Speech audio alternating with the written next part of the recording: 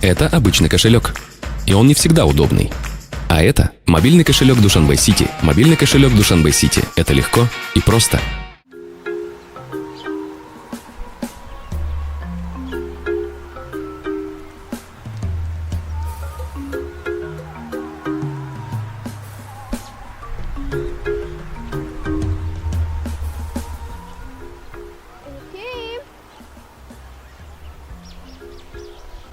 Ene kim?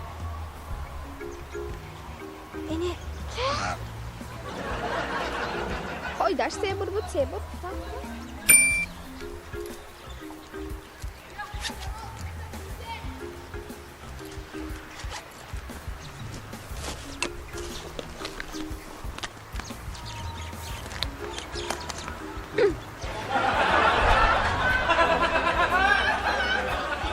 داروخانه یاسین ام خواهان سلامتی شما